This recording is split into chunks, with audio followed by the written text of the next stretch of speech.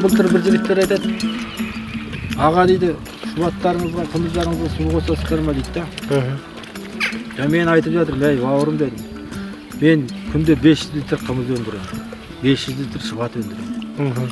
Мен су сатпай-ақ сол өзімнің өнімімді сатып алсам да жетеді. Рас қой, су қосып оны өзім өнімімді өткізіп алсам, соған рахмет айтамын. Мен су қосып оны көбейткенде маған не пайда мысалы? Рас қой. 1 литр сатсам да тазасын сатып көру. Өйткені ертең не? Біріншіден халық жазылу керек оның үшін. Дәмін білу керек.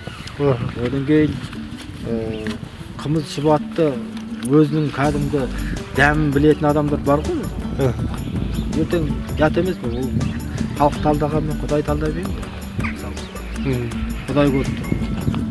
Алада ішін жазылсын, ел пайдасы тейсін. Сауап бізге де. Бала шағамызға сауап, бізге тимесе де.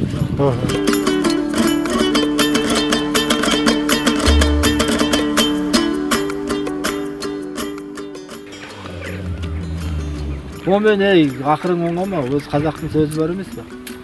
Тараздан жеген, аққа су қосқан адам аққа су қосқан. Ол ақырда оңбайды. Қазір көрінге күргір деп есет біздің қазақ. Ол сен қазір может быть телеген ақша тауып бір уақытша бір пайдаға кенелерсің. Бірақ ертең оның сұрауы бар ғой, ертең ана ол дүниеге барған кезде көрінге көресің деген сөз содан шыққан ғой. Önde сұрақ болады ғой бәріне. Сол сұрақтың бәріне сен қалай жауап бересің сен? Жоқ, өстіп. Жоқ, рас қой енді. Өз басым ондайға 1 литр сатсам да тазасын сатып. Ол енді халық жазылып жатыр ма, одан енді пайдасы болып жатыр ма, болмай жатыр ма, мен енді өз басым оны білмеймін. Біреулер жазылып жатыр, біреулер неғып жатыр. Бірақ дегенмен ол таза болу керек. Сауабы сонда. Тазалығында. 100 литр сатқанша мен 10 литр тазасын сатайын дейді. Болды.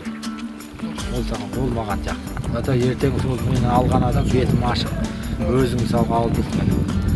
Ертең келесің маған. Аға қымызың бар ма, шұбатың бар ма деп білемін. Мен бетім ашық, таза. Кім келсе де таза болады. Кім келсе де мен бетім ашық. Бар десе, бар болса бар деп айтамын, жоқ болса жоқ деп айтамын.